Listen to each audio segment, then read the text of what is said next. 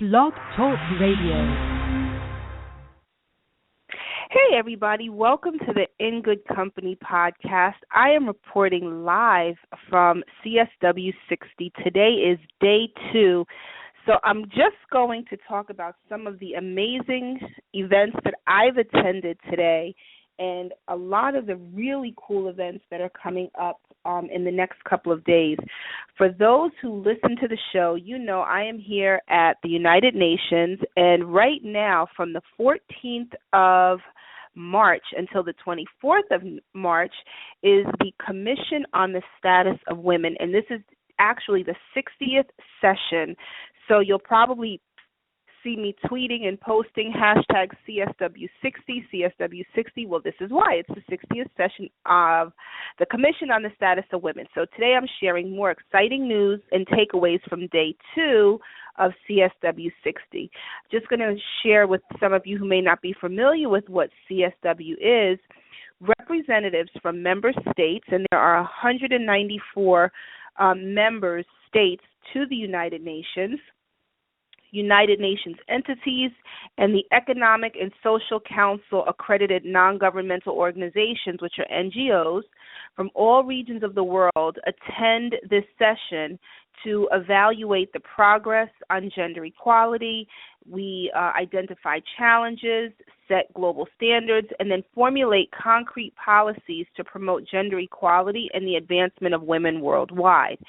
So now let me just be clear. I don't set these policies. I'm here as an attendee. But I will say it is an absolutely amazing experience just to walk around. You see women from all around the world wearing their cultural clothing. There are so many events. At last count, there were over 450 side events taking place in and around New York City up until the 24th of March. And so I've had the privilege, and yes, I say privilege, to attend some of these events. You know, and I do have to pause a second. Sometimes when we're just in our daily lives, just living, doing what we're doing, chug-a-lugging, you have to stop and think for a minute the privilege and the privileges that we have, and it becomes more profound and meaningful when you start meeting people from other countries. And so when you start talking with other people and engaging, I met this phenomenal woman, Veronica, she founded an organization that advances the issue of equal pay, parity of salaries between men and women. And she started it in Switzerland about 10 years ago.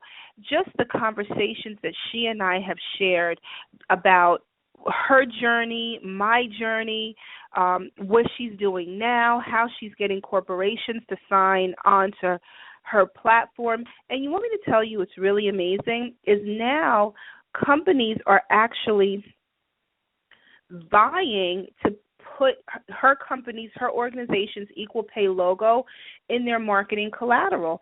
Think about what a strong selling point that is to top-tier talent for organizations and companies that are trying to solicit the best and the brightest to say, listen, we have, if you're here from the United States and you're listening to the show, the Good Housekeeping Seal of Approval. Remember that? The Good Housekeeping Seal of Approval? Well, that's basically what Veronica has done. So now she has made it in such a way that organizations and companies want to be able to tout, listen, we are about gender equality. Now, obviously, they are fully vetted. There are a lot of metrics, and one of the most interesting pieces that she shared with me was that the reason that they focus on actual income equality or income inequality is because you can look at raw data. When you talk about when you're thinking about equal pay and equal opportunities, it's much easier to quantify equal pay versus an equal opportunity. What really makes up an equal, a fair and equitable opportunity among gender, among race, among culture? It's a little hard to tell. But when you're actually looking at equal pay and salary, benefits packages, because they're all combined into one. You may not have a great salary, but your benefits package and your pension could be phenomenal. So when you look at the totality of the number, and then you enter the data, you always have to look at your data source. You look at the data, women, gender, and other other metrics, years of experience. Those are hard and fast numbers that you really can't budge. And so with the in-depth analysis of equal pay and what women are being paid, you come out with a better picture versus looking at equal opportunity. But anyway, I digress. But it's these types of relationships that you form while you're here at CSW60. So she's one. I have met women after women. I just attended an event where this company came up with this pad. It's a disposable pad for women who have their period from around the world, because in many countries when a woman has her cycle, she is relegated to a hut outside of the community or the village because she's considered unclean. So what do these women do? They don't have sanitary napkins or tampons because they can't dispose of them anywhere, so they just kind of sit there and bleed. And so as a result, they miss school. Girls now fall behind in their studies, all because of something so natural as having a period. Well, anyway, this company created this amazing product where it can last up to 2 years. Women can use it. They have the most pretty and beautiful design. So if it starts to stain, it doesn't look like a stain. It uses very little water to wash. It dries quickly. Like all of these phenomenal features to help women get through the stigma and how their communities stigmatize them and, again, relegate them outside of the village just because they're having a period. So, there's just so many wonderful women, so many projects that are really advancing the issues and causes of gender equality and the advancement of women worldwide. Another thing I'd like to share, when you're talking to women, and men for that matter, so let me just say there's some men here too, and you hear stories like the one I just shared, it kind of makes us look soft.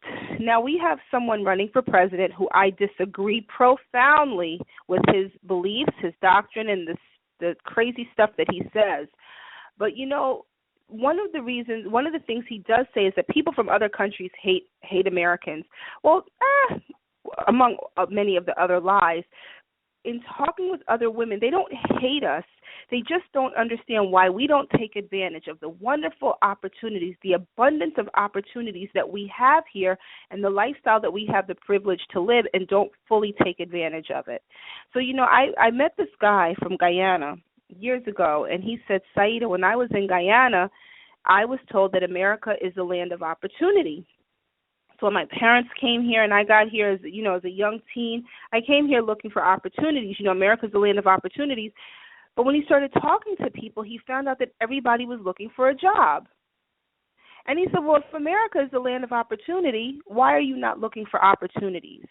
And so sometimes it takes somebody from outside of the United States to really make us really assess and reevaluate what we do have here. What we have, the opportunities that we have, the benefits that we can enjoy in this free and civil society. It's just a wonder.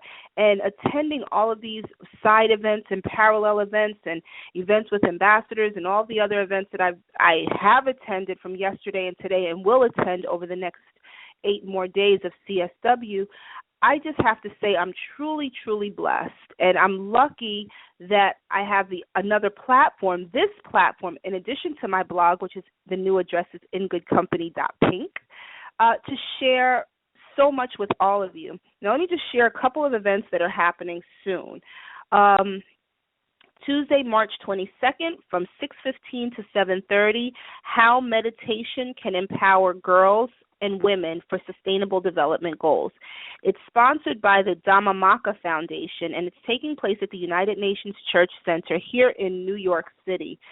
So it's meditation as the key to women's empowerment, and it's linked to sustainable development goals. So that's going to be a good one. Another upcoming event is Commission on the Status of Women, the Role of Women in small, medium-sized enterprises, how we can contribute to advancing economies for human-centered sustainable development. That event is taking place on Wednesday, March 16th, which is tomorrow at 3 p.m. at the United Nations. Another event that's happening is Women Empowerment and Sustainable Development. This is an ongoing lecture. This is really, really good. Thursday, March 17th at the Taipei Economic and Cultural Office in New York, 1 East 42nd Street between Madison and Fifth Avenue in the B1 Auditorium. Ms. Jessica Huang is the point person to RSVP, 212-317-7322.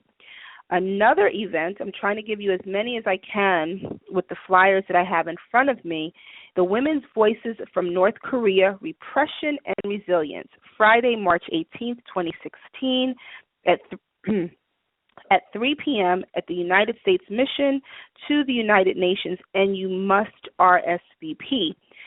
Also, I'm attending an event that I have the privilege of being a social media correspondent on, which is about cultures and values and how, and the question raised is when people have cultural traditions in their country and bring them to the United States, which may be illegal or forbidden in our country, how do we handle those situations as a government and as a country? So, for example, female genital mutilation, domestic violence. You know, in some countries it's okay to hit women. Well, if you're bringing that to the United States, how do we handle that with a heightened sensitivity, even though it's illegal here? So that event is taking place on Monday, March 21st. So please continue to listen to the In Good Company podcast because I will be sharing so much more from CSW60. Also, check out my blog. I have been adding pictures and just really good nuggets of wisdom that I'm learning along the way. So for more information, log on to www.ingoodcompany.pink. And I thank you so much for listening today. Always remember that we shall pass through this world but once. Any good, therefore, that we can do or any kindness that we can show to any human being, let us do it now. Let us not defer or neglect it, for we shall not pass this way again. Thank you so much for listening, and I'll see you tomorrow.